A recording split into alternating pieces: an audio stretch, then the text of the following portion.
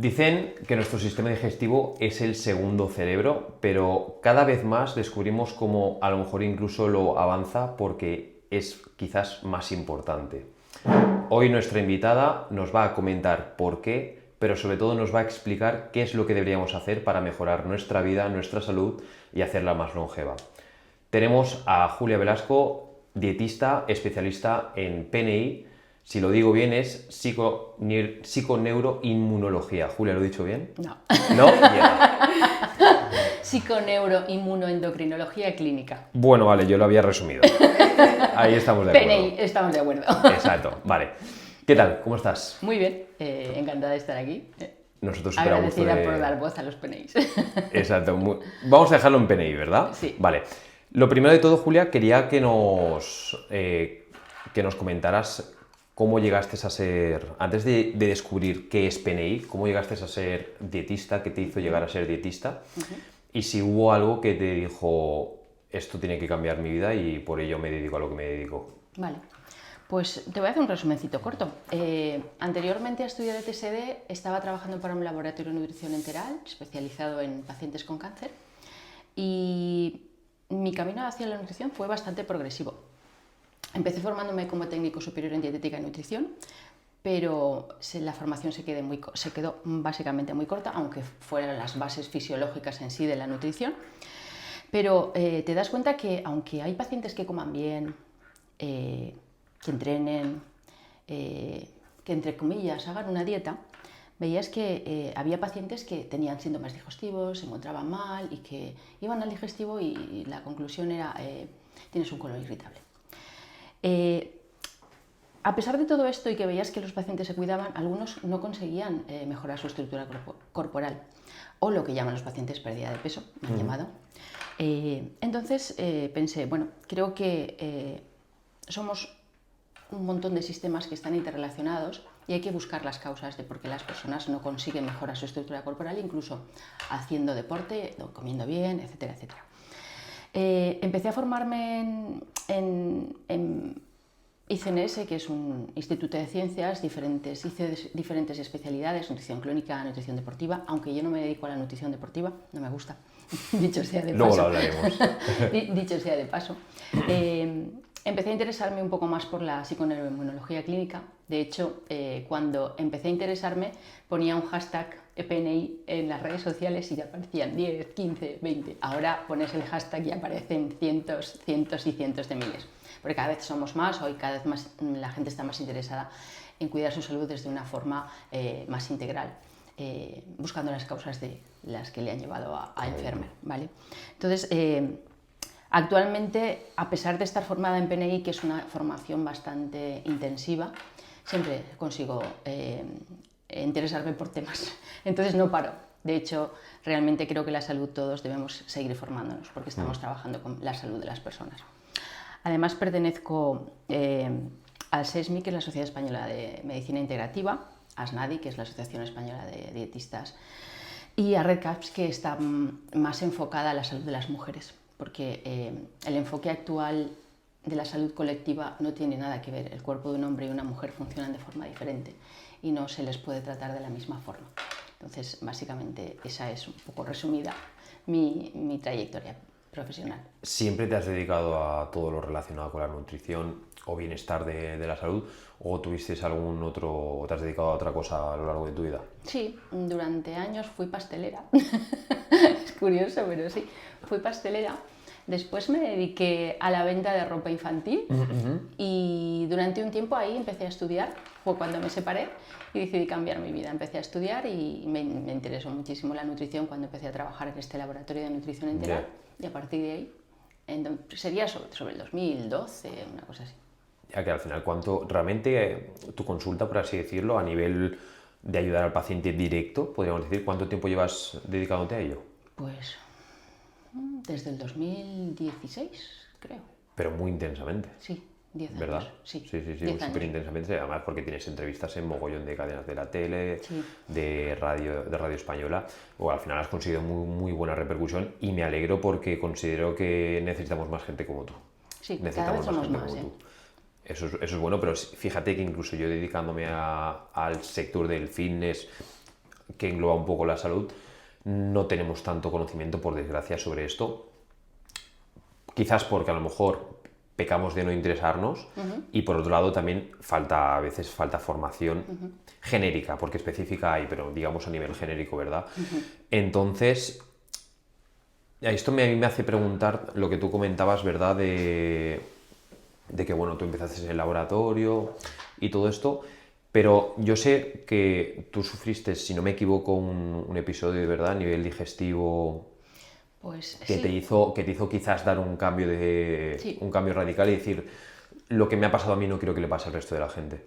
Pues a ver, no recuerdo exactamente las fechas, pero hacia el 2016, 17, 18, bueno, a raíz de una separación, bueno, problemas emocionales, empecé a tener síntomas digestivos que no sabíamos las causas, empecé a perder peso, no me encontraba bien, mi tránsito no era normal, entre comillas lo que se puede llamar normal, tenía ardor, reflujo, bueno, varias sintomatologías digestivas.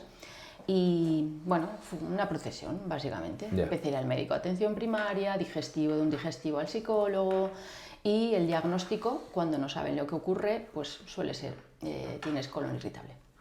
Y ese fue el diagnóstico y no había cura. No había cura. Tendrás que aprender a vivir con ello, come lo que te siente bien y lo que no te siente bien no lo comas y ya está. Y me salí con una derivación a psiquiatría. ¿Y eso pasa en qué fecha me has dicho más o menos? Aproximadamente el 2017-18. Y a día de hoy seguimos exactamente igual. No ha cambiado mucho. La verdad es que por desgracia no ha cambiado mucho. Entonces al final eso a ti te hizo totalmente cambiar y decir, tengo que ayudar a la gente. Y te especializaste sobre todo en, si no me equivoco, en PNI. Fue un poco después. Ahí empecé a hacer cursos con ICNS, con un médico digestivo que me encanta, que es un encanto. Y empecé a profundizar bastante más en el aparato digestivo. Ya había hecho diferentes especialidades dentro de ICNS. Hice de nutrición deportiva, nutrición clínica en 3 fases. Era muy completo, pero luego más nos centramos en patologías digestivas. Lo de PNI empecé a hacerlo aproximadamente en el 2020, cuando ya estaba curada, por decirlo de alguna forma, porque creo que cuando tenemos sintomatología digestiva, no es que no nos curemos nunca, pero siempre hay determinados alimentos que si nos pasamos, pues nos sientan un poco mal. Entonces, a partir de ahí hice los 2 años de psiconeuroinmunología clínica o psiconeuroinmunoendocrinología clínica con Regenera. Y bueno, fueron 2 años muy duros porque al final tienes que aprender fisiología, tienes que conocer cómo funciona el cuerpo e interrelacionar todos los sistemas, psicológico, contexto social, qué comes, cuándo lo comes, cómo lo comes, con quién estás, con quién convives, etcétera, etcétera. Entonces fueron 2 años duros. Al final, tú en tu consulta realmente trabajas, si no me equivoco, trabajas la dietética convencional, podríamos decir. Sí, no. Y luego ya te dedicas principalmente, o lo que más te gusta seguramente sea el PNI. Sí, actualmente el 95% de mis consultas son pacientes de PNI. ¿Y por qué te llevó a ese enfoque tan específico de decir, donde más quiero estar puesta es en esta terapia, en este tipo de terapias? Pues porque al final tenemos que entender que el cuerpo no es un brazo, no es una pierna, no es una cabeza, es un conjunto de sistemas y todos los sistemas están interrelacionados, pero no solo los sistemas, sino nuestro entorno, nuestro contexto, nuestra historia de vida. Y si no enfocamos todos y cada uno de esos puntos y tratamos de conectarlos como si fuera un puzzle o como si fuera un mapa, es muy difícil conocer exactamente qué le está ocurriendo al paciente para poder ayudarle a conocer las causas que le han llevado a enfermar. Algo que me genera mucha curiosidad de tu consulta es todo lo que esos pasos que tú comentas, pero sobre todo todas esas preguntas que haces para conocer al paciente, porque de buena mano sé que las preguntas son totalmente inesperadas, no introvertidas ni mucho menos, pero totalmente inesperadas. Entonces, quería un poquito que nos pusieras en situación de cómo es esa primera consulta tuya, ¿vale? Vamos a hacer un ejemplo de cómo sería esa primera consulta tuya. ¿Y qué es es la primera impresión que tú deberías o buscas en ese paciente que tiene un problema? Pues a ver, es totalmente improvisada porque el paciente a veces viene con unas expectativas muy altas, pero básicamente porque voy a ser sincera, las redes sociales son terroríficas, a mí no me gustan.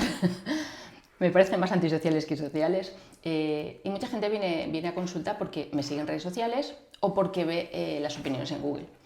Al final, tener, no recuerdo si eran, no sé, 170 opiniones 5 estrellas, la gente viene con unas expectativas muy altas y a veces me cuesta hacerles entender a las personas que el procedimiento de la curación va a depender de su empeño en querer curarse. Porque muchas veces viene con una etiqueta y cuesta mucho hacerle entender a una persona que pues un diagnóstico no tiene por qué ser un pronóstico.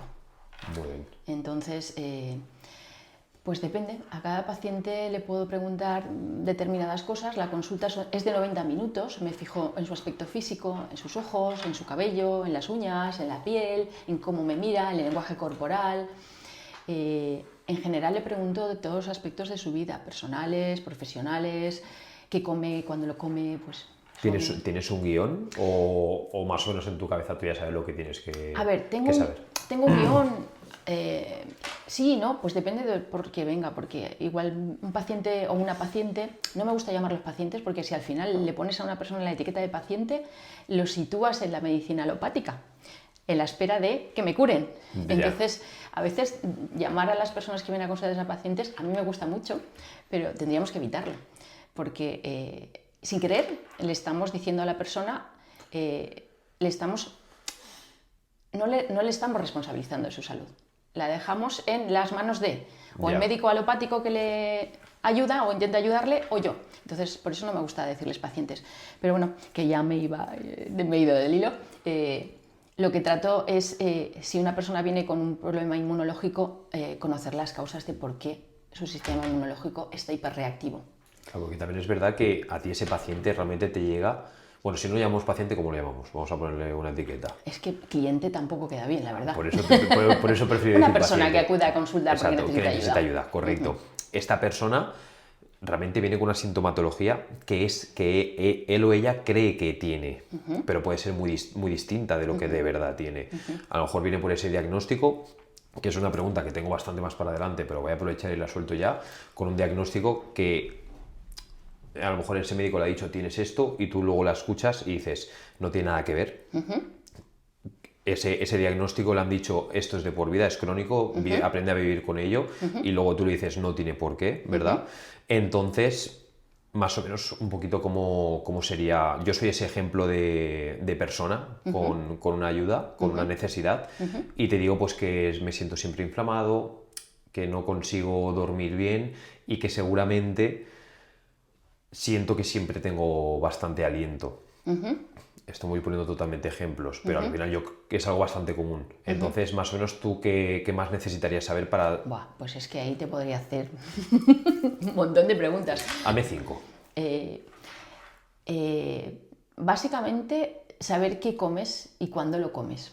Vale. Conocer la consistencia de tus heces, cuándo vas al baño, cómo vas al baño, cómo duermes y cuál es tu contexto laboral, qué tipo de estrés tienes, si hay una intoxicación por cortisol y qué está pasando en tu microbiota, porque si tenemos un problema de halitosis o de mal aliento es porque algo está pasando, o bien en tu microbiota oral o en la microbiota intestinal.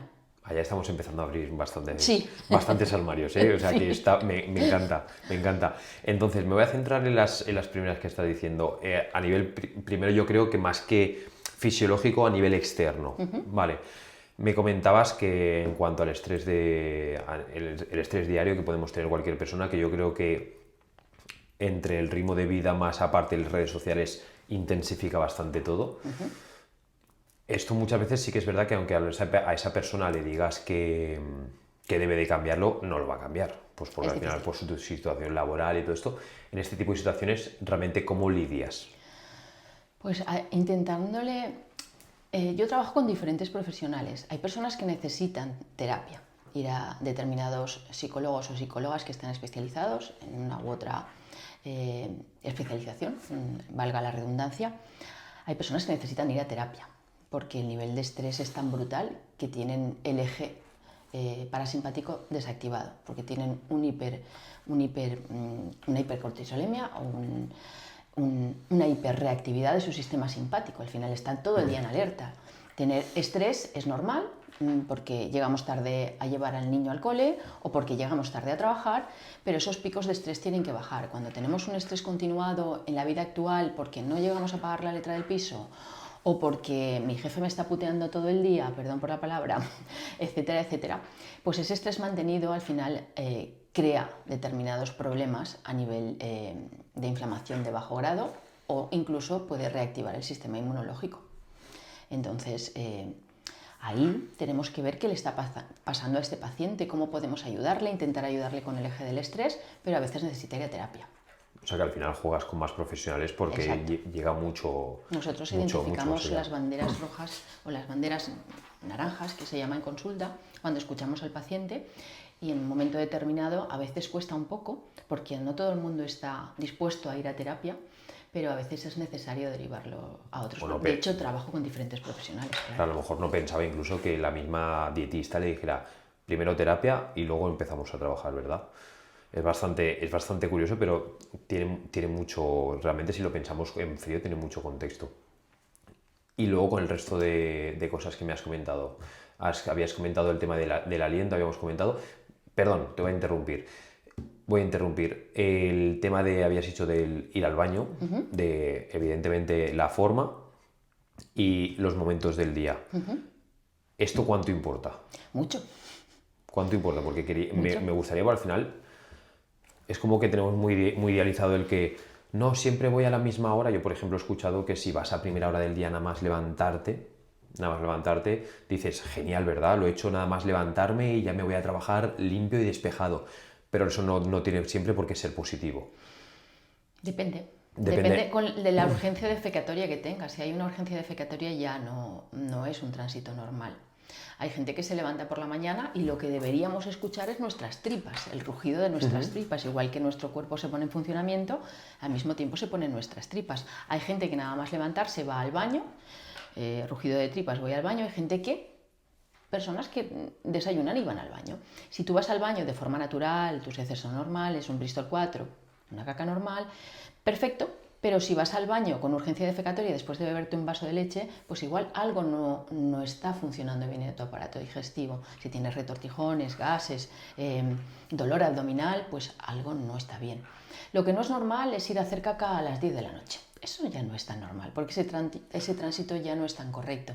Deberíamos tener el tránsito más o menos con los picos de cortisol que empiezan a las 5 de la mañana. A las 5 de la mañana. Eso sería nuestro primer pico de cortisol. Yo, por ejemplo, me levanto, simplemente ya el hecho de prepararme el café, a mí ya me empieza a mover todo el sistema digestivo. Pues tu aparato digestivo funciona genial. ¿Sí? Vale, sí. Pues ya me estaba asustado porque decía, ostras, es que me pegó el primer trago y digo, me tengo que ir. A ver, si no es una urgencia que necesitas ir sí o sí, pero lo normal es levantarte e ir al baño. Vale, genial, porque encima yo como madrugo bastante, digo, ostras, no sé si esto tiene que ser normal. ¿Es bueno ir más de una vez al día? Depende. Siempre hay dependes. Claro, siempre hay demasiados dependes. Demasiados dependes, porque cada persona tiene un contexto, depende. Si comes poco, igual no, pero si comes bastante y tienes un movimiento, tú en tu caso tienes un gimnasio y no paras todo el día, pues es normal ir al baño un par de veces, incluso 3, no pasa nada. Vale. Lo que no es normal es ir cada 2 o 3 días. Ok, no, eso lo tengo cubierto. Genial, pues entonces ya solo nos quedaría la del aliento. En cuanto al aliento, pues puede venir por muchas causas. Primero porque haya una disbiosis en boca. Una disbiosis es un desequilibrio en la microbiota urobucal, ¿vale? ¿Por qué? Orobucal sería. Porque muchas veces no le damos importancia. Y la boca es una de las primeras puertas que tenemos a nuestro aparato digestivo. Si la microbiota oral no es correcta y tenemos baja producción de ácido clorhídrico en el estómago, probablemente tengamos problemas. ¿Por qué? Nuestras barreras de defensa no son correctas. Entonces puede pasar por ahí un sobrecrecimiento bacteriano, o lo que se llama actualmente SIBO o disbiosis, o la etiqueta que... O sea que un SIBO puede, por así decirlo, por ejemplo, un SIBO puede empezar en la boca. Perfecto, claro. Perfectamente. Si la salud oral no es correcta, te puedo asegurar que hay muchísimas patologías relacionadas con la salud oral. ¿Y cómo revierto esa mala higiene oral, por así decirlo? Muchas veces tienes una buena higiene, a lo mejor es una microbiota heredada, Y otras... O crees que tienes una buena higiene. Exacto, crees que tienes... Lo mejor es ir a un buen dentista que te haga una valoración, porque muchas veces se nos pueden escapar una gingivitis, que es un principio de periodontitis, y ahí puedes tener problemas a corto o largo plazo. La diabetes está relacionada con la boca, el cáncer de colon está relacionado, de hecho, con la Fusarium nucleatum, que es una bacteria que vive en nuestra boca y cuando está sobrecrecida produce una periodontitis. Entonces, las revisiones al dentista son fundamentales. El dentista puede averiguar si tú tienes a lo mejor un sobrecrecimiento bacteriano de esta bacteria que tú comentas. Hay de muchas, de hecho, yo he visto desde microbiota oral totalmente devastadores, ¿eh? Pero entonces yo, como por ejemplo, como paciente, en este caso sí que soy paciente del dentista, voy al dentista y le digo, mira, quiero que me hagas algún tipo de examen para ver si tengo algún tipo de sobrecrecimiento o cómo Pues sería... hay dentistas que están más especializados en esto, como todo, tiene que haber dentistas integrativos, cada vez hay más, te pueden pedir un análisis de la microbiota oral, se analiza tu saliva y en función de eso se hace un tratamiento. Claro, porque de normal vamos, me duele una muela, quiero hacerme una limpieza de boca, pero ya está, ¿verdad? Sales con un enjuague, sales con un sabor de boca un poco amargo y te vas. Entonces deberíamos ir, yo por ejemplo, debería ir y decirle, necesito o quiero saber qué tal está mi microbiota bucal, oral. Y ellos me darían esas recomendaciones. No todos, porque como ya te digo, no todos los dentistas son integrativos o todas las dentistas son integrativas. Cada vez hay más. Pero bueno, en Madrid y Barcelona hay muchos, en Valencia muy poquitos, Van apareciendo. Pero entonces, ¿qué podemos hacer nosotros ya de entrada sin a lo mejor conocer a ese dentista? A ver, yo cuando sospecho, a veces puedo pedir un test de microbiota oral, aunque se puede hacer oral, se puede hacer de la microbiota intestinal, pero el oral es fácil de hacer. Es una muestra de saliva, se envía al laboratorio y a los 2 semanas más o menos tienes el resultado y en función de eso ya puedes ir directamente al dentista y puedes trabajar, o se puede hacer desde luego si hay una periodontitis hay que ir al dentista porque hay que tratarlo. Hay dentistas que lo tratan con ozono, que hacen lo que antes se llamaba un curetaje, que es una limpieza interdental más profunda con anestesia, pero hay que tratarlo. Y si hay bacterias que provocan la gingivitis además de la Fusarium, pues otras que haya que tratar, se pueden tratar o bien con antibióticos si está muy exacerbado el crecimiento en boca. También se pueden hacer enjuagues con aceite de coco o aceites esenciales y también trabajar con probióticos específicos para la boca, claro. Claro, porque al final yo creo que realmente cualquier persona que nos esté escuchando o que nos pueda escuchar, lo primero que va a hacer es prevenir. Es importante la prevención. Lo va a prevenir porque va a decir, bueno, no sé si lo tengo, pero bueno, voy a empezar ya a hacer esto que nos ha dicho Julia. ¿Qué deberíamos qué podemos hacer nosotros en casa para prevenir a lo mejor ese sobrecrecimiento bacteriano? Pues es muy importante utilizar interdentales, cepillos interdentales, hilo dental, una pasta dental sin flúor. ¿Sin flúor? Sí. El flúor, ya hay evidencia científica que calcifica la glándula pineal. Y luego tenemos pruebas de sueño y de relajación. ¿Por el flúor? Sí. Y ostras, sí, yo tengo 1000 recuerdos de pequeño en el colegio los viernes, el enjuague de flúor, y luego si te lo habías hecho bien te daban una golosina. Sí, para que veas. Así era mi colegio. Pues imagínate. O sea que ya de entrada ahí el era flúor no. Y sobre fatal. todo las pacientes con hipotiroidismo, pero yo no utilizo pasta con flúor hace mucho tiempo. Con hipotiroidismo. O sea, una mujer con hipotiroidismo aún debe evitar más aún el flúor. Lo que te comentaba, y luego hacer enjuagues con aceite de coco, puedes hacer enjuagues con aceite de coco y aceite ozonizado, con un aceite más específico esencial, depende de qué tipo de sobrecrecimiento tengas, aceite de clavo, aceite de canela, pues, pero bien pautado porque te puedes quemar la boca, es que hay que tener cuidado con estas cosas. Claro, bueno, hay que personalizar mucho. Sí. Yo creo que el aceite de coco seguramente sea el más neutral, ¿no? Porque al final lo encontramos sí, arrastra, lo que hace es adherirse al microorganismo y hacer una especie de centrifugador y luego hay que tirarlo a la papelera. Como si te desinfectara la boca. Sí, luego puedes hacer un enjuague con agua de mar y hacer cargaras y luego ya desayunar de forma habitual y luego volver a cepillarte los dientes. Claro, porque entonces me hago ese enjuague, desayuno o hago esa comida y luego me cepillo los dientes. Lo ideal es nada más levantarse, hacer el enjuague, hacer una limpieza con un arco de cobre, una limpieza de la lengua, que eso también es importante, que se queda ahí toda esa saburra desagradable, y luego desayunar y volver a lavarte los dientes. Pues yo lo voy a empezar a aplicar ya. Claro, sería lo ideal. Esta noche antes de cenar lo voy a hacer. Hemos empezado por la boca, de acuerdo, que al final es donde has dicho que empezaba el tema de la microbiota, pero quería que nos metiéramos bastante de lleno en el melón de la microbiota. Realmente, ¿qué es la microbiota? ¿Cómo nos ayuda? Y a su vez, ¿cómo puede perjudicarnos si tenemos una microbiota defectuosa? Bueno, Vamos a ir paso por paso. Vamos paso por paso. ¿Qué es la microbiota? La microbiota es un conjunto de microorganismos que vive con nosotros en nuestro cuerpo, ¿vale? Estos microorganismos, hay literatura que dice que puede llegar a pesar entre 250 gramos, medio kilo, y está en todo nuestro cuerpo, en el cabello, en los ojos. Medio kilo de microbiota. Sí, aproximadamente lo que pesa un corazón, básicamente. Era el gran olvidado, afortunadamente ya se le está dando la importancia que necesita y aún tiene que haber más investigación sobre ello. La microbiota básicamente nos puede ayudar a tener una buena salud o básicamente podemos perder la salud. Al final tenemos que entender que tenemos más ADN de nuestra microbiota que nuestro propio, o sea, somos un hotelito para ellas. Claro. Así que tenemos que cuidar ese hotelito porque se nos pueden volver bastante bordes. El desequilibrio de la microbiota, la microbiota empieza, como hemos hablado, tenemos en boca, tenemos en piel, tenemos en los ojos, tenemos en todas las partes del cuerpo. Pero la microbiota oral es fundamental tenerla lo más equilibrada posible para que la del intestinal también esté bien.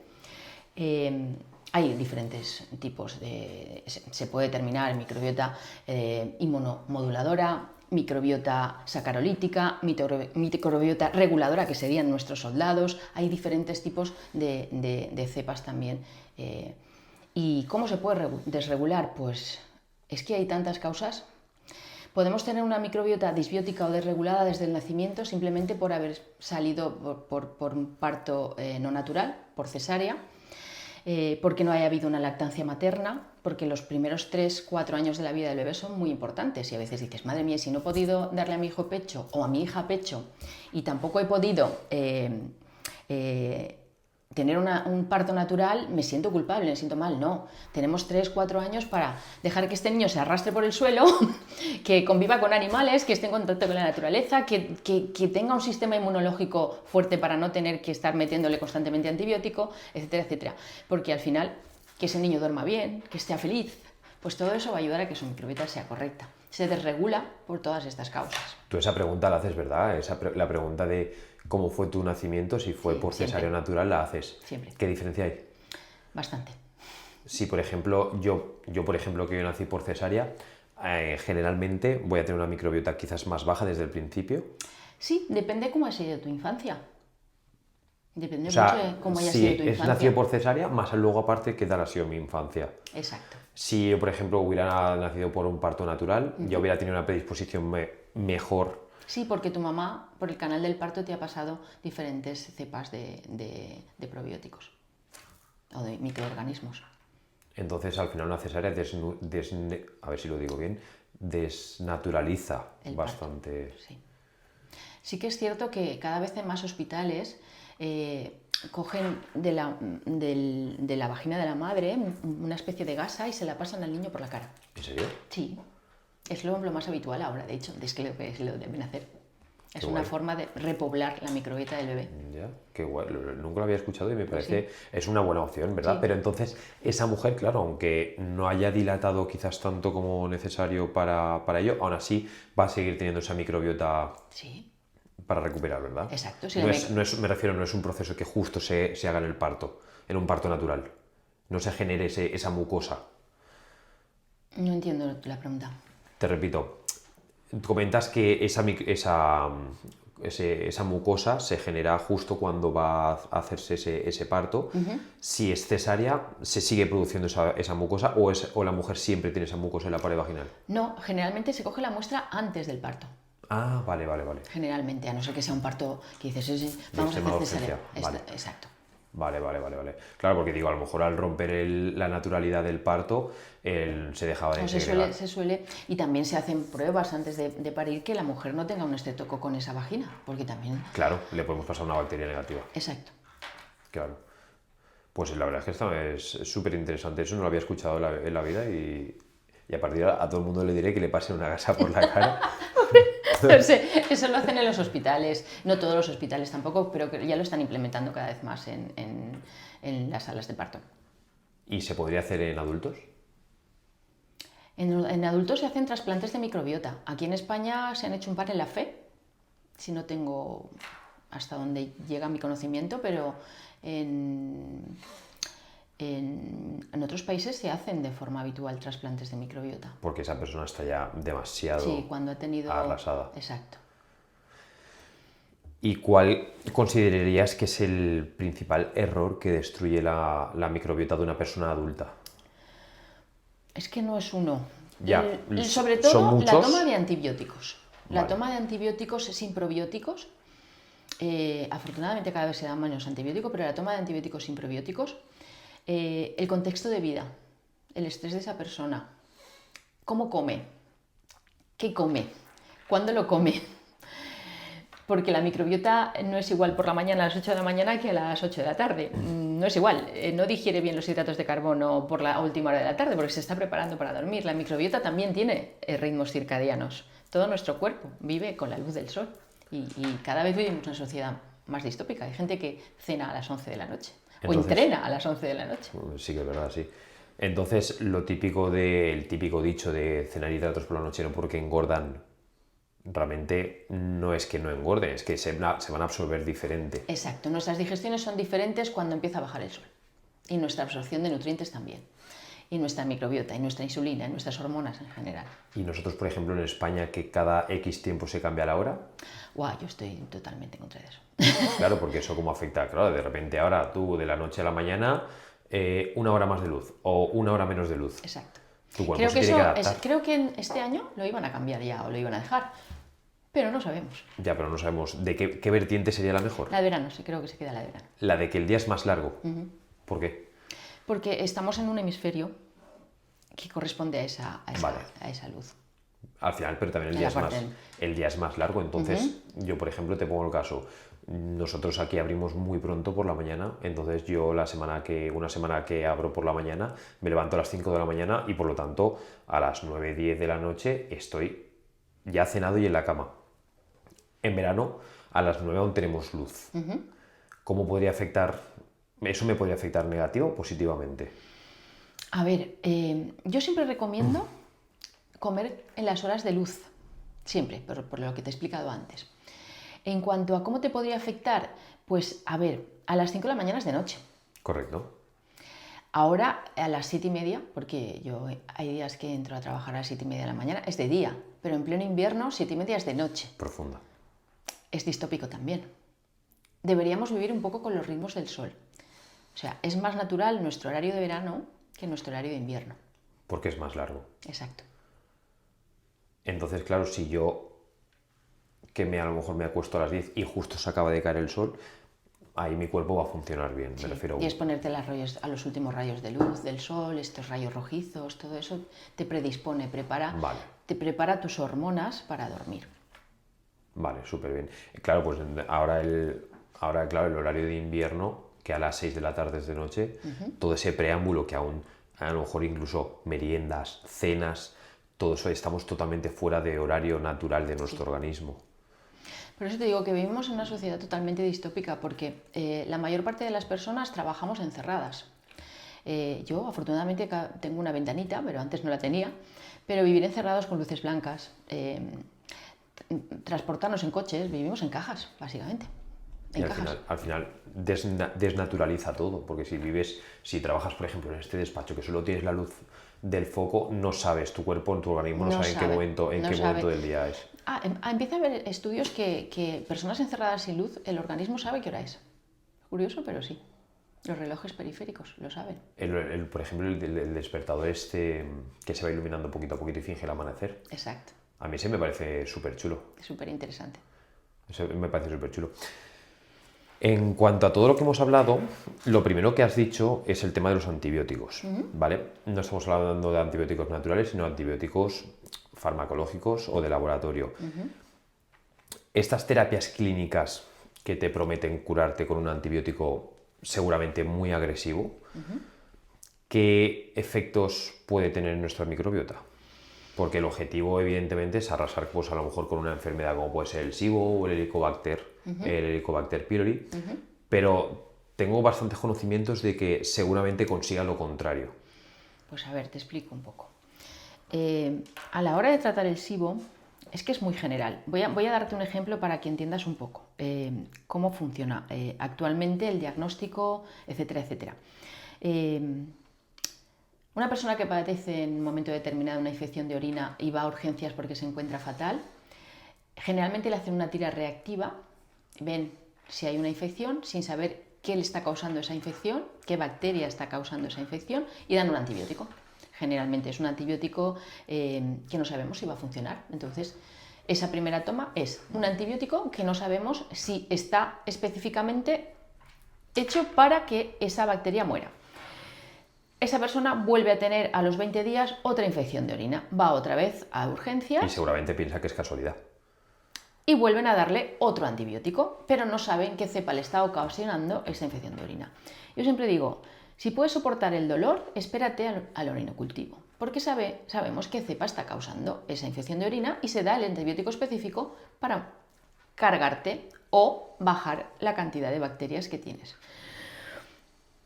¿Qué pasa en el SIBO? En el SIBO hoy en día se puede ver el SIBO, hay diferentes tipos de SIBO, pero a dos gases, a hidrógeno o a metano. Luego hay otro gas más, que es el sulfuro, pero hay personas que no saben identificar la curva de sulfuro y hay personas que sí, ¿vale? Entonces, se da un antibiótico o dos antibióticos. Se le da al paciente dos antibióticos durante 15 días. Hay médicos que lo repiten una semana cada mes, pero no conocen el contexto de la persona. Ven una curva, ven que hay un SIBO, se trata ese SIBO con antibiótico, esa persona empieza a encontrarse mejor con el antibiótico, pero a los 2-3 meses vuelve a encontrarse mal. ¿Por qué? Pues porque probablemente no se hayan tratado las causas de ese SIBO. Si esa persona tiene un SIBO porque tiene una disbiosis oral y además tiene una hipocloridria o tiene un hipotiroidismo o tiene un eje de estrés brutal y está constantemente con el sistema simpático activo, pues no hemos tratado las causas, así que probablemente haya una recidiva. Si encima no se han dado una terapia microbiológica y se ha ido reimplantando la microbiota que tiene deficiente o que tiene muy baja, pues probablemente no se cure. Entonces, eso es el problema actual que hay con el SIBO y las recidivas de SIBO, desgraciadamente. Claro, entonces al final vamos al médico pensando que vamos a conseguir la cura y seguramente consigamos parchearlo y arrastrar aún más esa enfermedad. Hay que entender que los antibióticos nos han ayudado, nos han salvado la vida, pero se está abusando mucho del antibiótico al final. Entonces, las personas hemos creado resistencia a los antibióticos. Yo en consulta no trato con antibióticos, trato con aceites esenciales. También son antibióticos, pero trabajamos también la microbiota al mismo tiempo, trabajamos su aparato digestivo, su microbiota, pero también su estado anímico, su cortisol, qué cantidad de ácido tiene en ese estómago, etcétera, etcétera. ¿Cuánto puede tardar una microbiota bastante afectada, por el motivo que sea, en recuperarse al 100%? Porque hay veces que el médico nos dice, toma un protector gástrico y... Bueno, si abres ese melón, no terminamos hoy el podcast con los protectores gástricos. No existen los protectores gástricos, de hecho. Son inhibidores de ácido del estómago y eso es una de las partes más importantes del SIBO, de hecho. Sí que está muy bien utilizarlo en la terapia antibiótica del Helicobacter pylori, pero a partir de ahí, en más de 6 meses, según las guías clínicas nuevas, y a no ser que haya una úlcera, no debemos tomar inhibidores de la bomba de protones. Que ese sería, por ejemplo, el omeprazol, que todos conocemos y que todos nos mandan como si fueran golosinas, junto con el Diazepam. Sí. Estoy tocando bastantes clavitos, ¿eh? Sí, veo que sí. Clavitos. Vamos a cambiar de tema porque si no yo creo que con esto nos podemos tirar toda la hora. Me quiero centrar bastante ahora sobre todo en la mujer, ¿vale? Porque al final yo sé que tú lo defiendes y ayudas mucho a muchas mujeres. De hecho, das muchas charlas totalmente gratuitas en Torrente, donde tú tienes la consulta, para que todas estas mujeres sepan si posiblemente les está pasando algo. Entonces, la pregunta viene relacionada con el peso corporal, ¿vale? Muchas veces vemos que hay mujeres, sobre todo, más que nada por su tipo de hormonas, que por muy bien que lo hagan todo, que lo intenten hacer todo, no consiguen a lo mejor adelgazar lo achacamos seguramente a la edad, a la menopausia o a que pues están fallando en la dieta, pero a lo mejor puede ser que haya algún impacto, algún problema hormonal. O incluso de la microbiota. O incluso de la microbiota. Entonces, ¿qué está pasando realmente? Vamos a poner el contexto de una mujer de más de 50 que no consigue, pese a hacer deporte, tanto moverse bastante, sigue todas las pautas de todos los profesionales, se mueve bastante, hace deporte de fuerza y come de forma saludable. De momento vamos a abrir el come de forma saludable. Vale. Y no consigue nunca bajar de peso. Vale.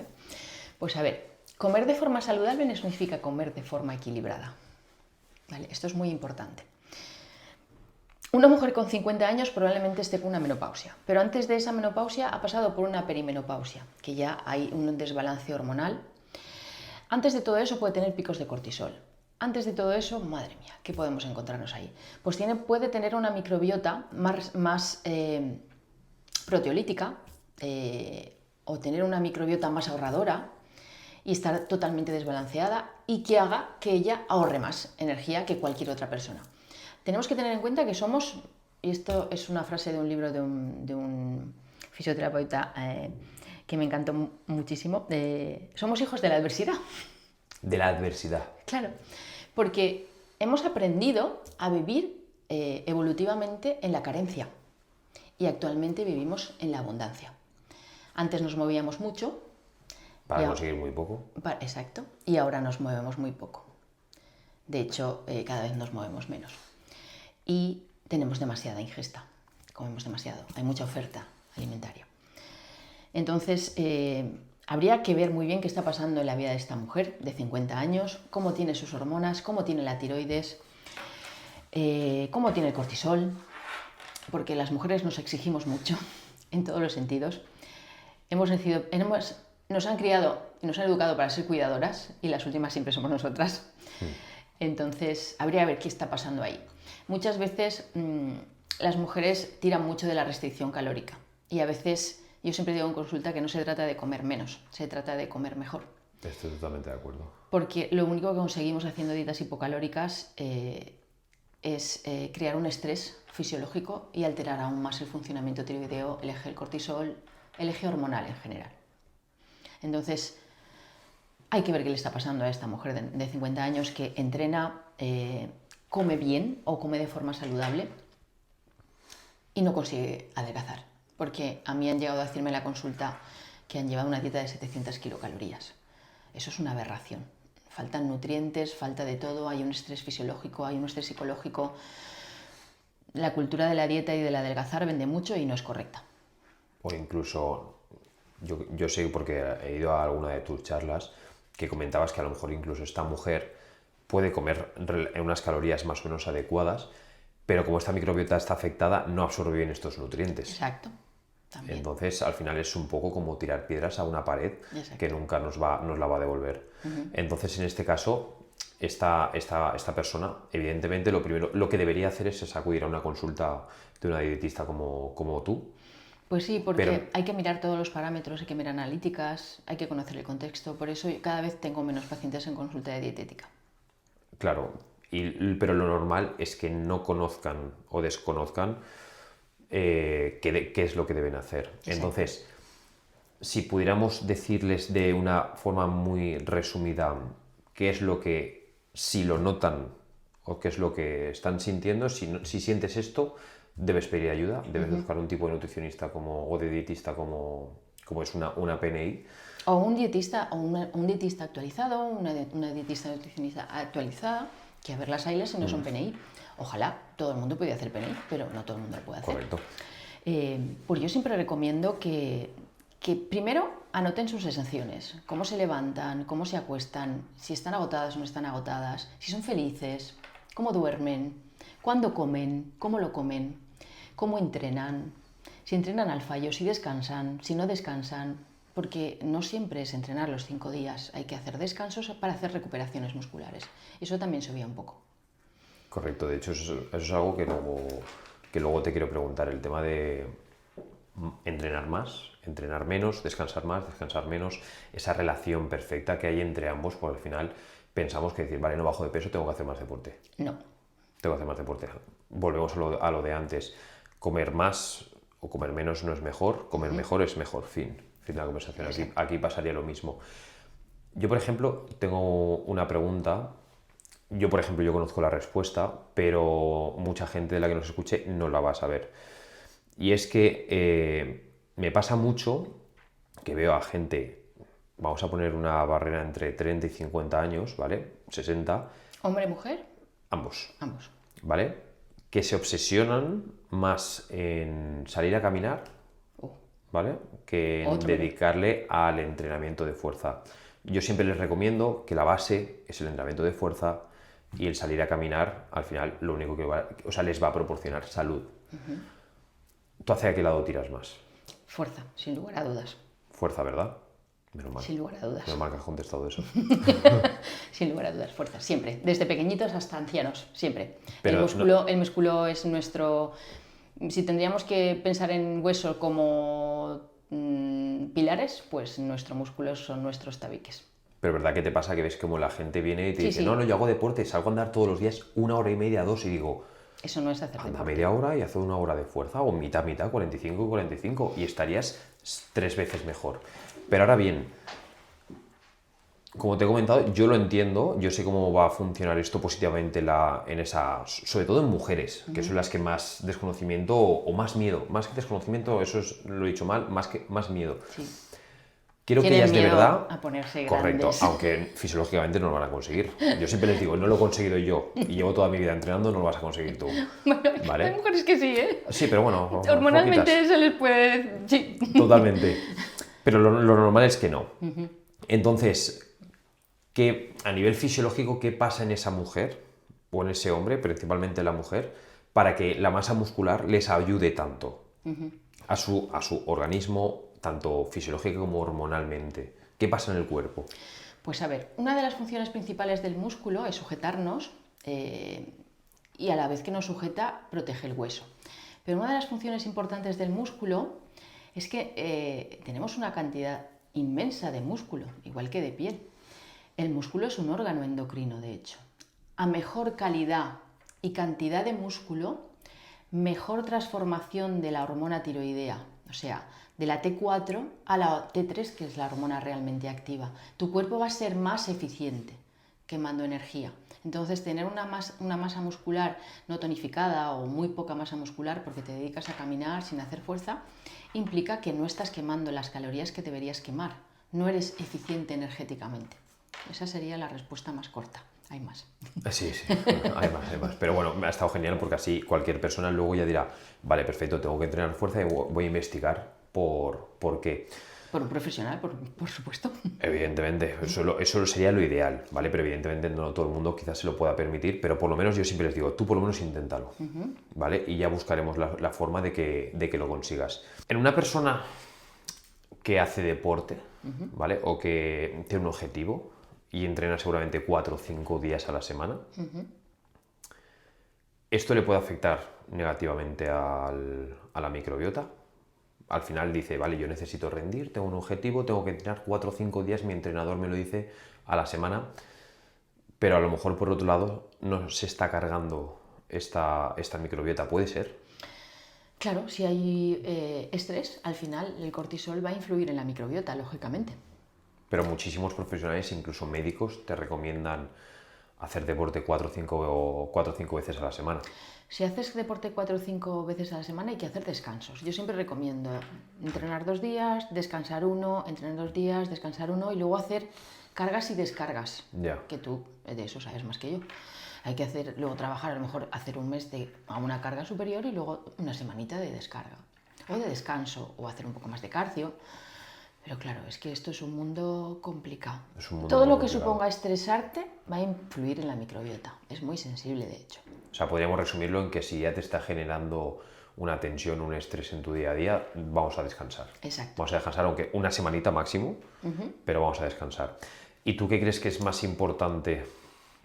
Yo, por ejemplo, como deportista, llevo toda mi vida haciendo deporte y creo que tengo que primar quizás el levantarme 1 hora antes y dormir 1 hora menos para ir a hacer deporte, porque considero que es más saludable, o debería hacer esa hora más de sueño y a lo mejor recortar ese entrenamiento, hacerlo más corto?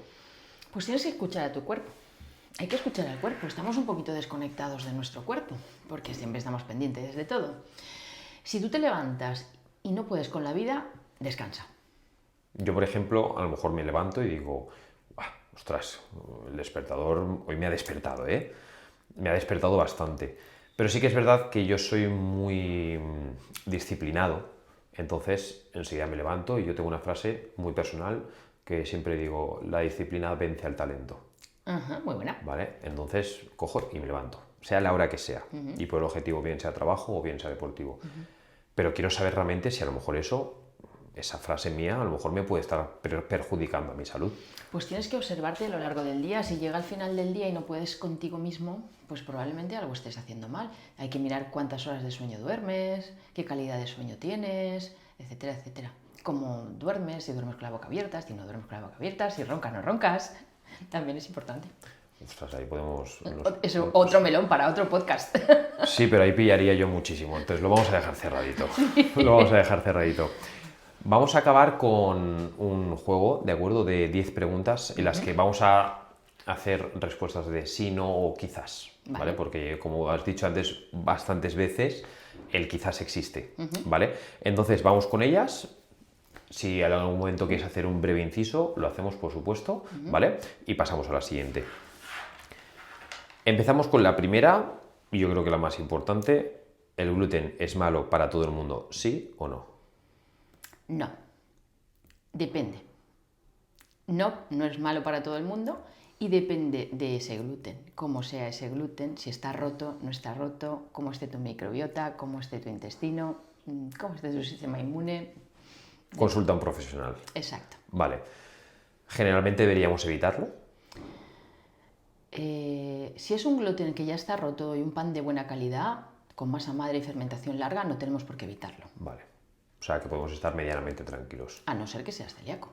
Correcto, evidentemente. O sensibilidad al gluten no celíaca. O alergia al trigo. Sí, pero bueno, esa gente debería de saberlo, ¿verdad? Sí, teóricamente. Siguiente. ¿Los lácteos convencionales deberían eliminarse de la dieta? ¿Sí o no? Depende.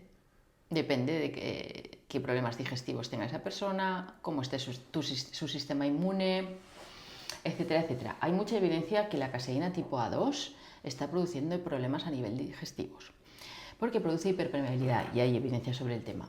Yo siempre, por principio de precaución, cuando un paciente digestivo viene a consulta, quito los lácteos y después los vamos reintroduciendo, pero el lácteo de vaca va fuera. Y por supuesto, todo lo que sean procesados o ultraprocesados de lácteos también van fuera. Edulcorantes, imagino. También. Por supuestísimo. Aquí vamos a intentar centrarnos, ¿vale? Vale. Porque tanto tú como yo podríamos hablar de esto muchísimo tiempo. Otro podcast. Tomar Ozempic, vamos a resumirlo a Ozempic, ese inhibidor, ¿de acuerdo? El inhibidor de la GLP. Exacto, que mucha gente utiliza para perder peso de forma muy rápida porque te quita el apetito. ¿Tiene sentido para ti? No. En ningún caso. No. Por encima de nada. No. Perfecto. Gracias por la respuesta porque yo también la necesitaba. Si no cambias hábitos, el Ozempic no sirve de nada. Además es que puede traer consecuencias. Se está viendo ya cositas que no... Efectos secundarios Hay veces complicados. que tengo clientes que me dicen, voy a empezar, y yo digo... Aparte del dineral que cuesta. Claro, pero le digo, es que claro, digo, ¿qué te voy a hacer? ¿Te voy a rebatir yo a tu médico? ¿Debería hacerlo? Pues no lo sé. ¿Me apetece? Sí. Entonces hay veces pues que prefiero quedarme callado. Yo siempre digo no. Pues yo también diré no a partir de ahora y que todo el mundo que nos escuche diga no. ¿Hay gente que puede engordar por comer demasiado poco? Sí, claro. Se estresa el organismo, sube el cortisol, agotas el eje tiroideo y empiezas a coger peso. Y Incluso básicamente te estás matando de hambre. te estás desnutriendo a la vez que estás cogiendo peso. ¿El desayuno, perdón, es realmente la comida más importante del día? No, depende del desayuno que tomes, no. Puedes desayunar a las 2 de la tarde, porque es desayuno, sales de ayuno. ¿Cuánto es tu ayuno ideal? ¿De cuántas horas? Pues está el ayuno natural y luego está el de 16 y la ventana de 8 horas, está el de 24, luego hay de 72 horas. Yo generalmente hago de 16, es con lo que me siento cómoda. Mi abuelo siempre ha hecho ayuno vivió 103 años. Hay gente que no le gusta desayunar y hasta mediodía no come. Exacto. Y está Hay tan que escuchar tranquila. un poco al cuerpo. Hay gente que no cena. Es más natural no cenar, porque a última hora del día, si cenas a las 11, desde luego ya no es tan recomendable. Ya. A última hora del día nuestra microbiota cambia, nuestro páncreas ya no genera la misma cantidad de insulina, empezamos a secretar melatonina que compite con la insulina y es un poco una cascada de hormonas que a veces es mejor no cenar. Depende del caso. Pero siempre los ayunos deben estar supervisados por profesionales de la nutrición, o bien dietistas o bien dietistas nutricionistas. Sí, porque mucha gente los utiliza para decir, vale, no como y así adelgazo. Claro, es justo ¿Verdad? lo contrario. Totalmente. Una persona que aparentemente piensa piensa que tiene unos estilos de vida saludables, si luego le hiciéramos una analítica, ¿tú crees que le saldría perfecta? ¿Que podría salirle perfecta? Pues a ver, tener un estilo saludable de vida no significa que sea equilibrado. Te voy a comentar un caso rápido de consulta. Tengo un paciente en consulta de dietética que tiene un estilo de vida saludable, hace ejercicio, corría, lleva una dieta ovo-lacto-vegetariana y en 6 meses aproximadamente hemos mejorado su composición corporal, una brutalidad, y sigue llevando una dieta ovo-lacto-vegetariana, pero ya no sale a correr como corría, entrena más la fuerza con las descargas, los descansos, y ha bajado grasa visceral, ha mejorado masa muscular, la calidad de esa masa muscular, etcétera, etcétera. Y comía de forma saludable, pero no era equilibrada. Como conclusión, no tiene por qué ser perfecta. No. Estupendo. ¿El colesterol alto es un problema? No, depende, pero no, en principio no. El mío está alto. ¿Se puede tener SIBO sin unos síntomas digestivos? Sí, puedes tener SIBO. De Sí, hecho, sí. si lo pienso ahora, puede empezar el SIBO en la boca. Exacto, una disbiosis en boca. Exacto. ¿El entrenamiento de fuerza es bueno para las hormonas femeninas? Por supuesto, como te he comentado antes. ¿Indispensable? Sí. Perfecto. ¿Crees que la medicina convencional está lista para el enfoque integrativo? ¡Guau! Ahí me estás metiendo en un jardín importante.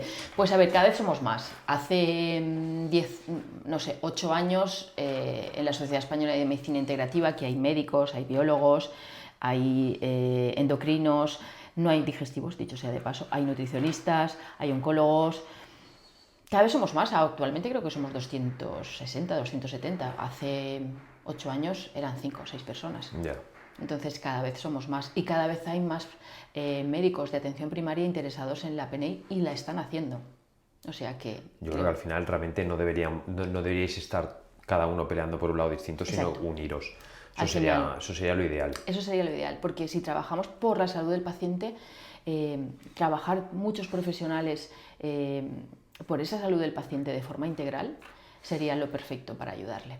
Sí, lo que pasa es que aquí muchas veces se peca de titulitis y parece que Los porque lleves la bata de médico o médica sabes más que a lo mejor que una dietista especialista en PNI, que seguramente le pegaría un repaso importante. Julia, con esto tenemos todas las preguntas y quería cerrar la entrevista sobre todo agradeciéndote porque aunque hubiéramos podido estar 5 horas, pero bueno, yo creo que ahora luego como nos vamos a cenar lo vamos a estirar, vamos a seguir un rato, pero quería que dieras la oportunidad de si quisieras decir algo más para cerrar esta entrevista. Nosotros por supuesto vamos a poner tus páginas de contacto, tu teléfono, con tu permiso y tu página web para cualquier persona. Sobre todo la página web, porque al teléfono... Al teléfono sería evidentemente... Al teléfono te puede decir Iris, no podemos contestar muchas veces. A tu web en la que pueden ver cómo ya trabajo. No ser contactar contigo, sino además, porque yo la he investigado mucho, todos los estudios y todo lo que has subido en relación a ello. ¿Te gustaría comentarnos algo más? No. ¿Algo con lo que te gustaría cerrar la conversación? Pues, ¿Algo que se te haya quedado que digas, esto no lo he dicho? No, yo creo que deberíamos volver un poco a vivir de forma más real con nuestra vida, con nuestras personas, a estar y ser felices, tratar de ser felices. Trabajar la espiritualidad también es importante. Y ser más acordes con la naturaleza, estar más convivir con la familia en la naturaleza, o si no tienes familia con tus amigos, o solo, o sola. Tratar de vivir y ser feliz. Pues Eso es genial. importantísimo. Al final yo creo que es la base y luego ya, Todo lo demás. y luego ya depende. Y luego ya Y luego ya depende, exacto. Pues Julia, muchísimas gracias por A ti. participar en el podcast. A ti. Y bueno, ahora nos vamos a cenar, o sea que seguimos hablando. Muy bien.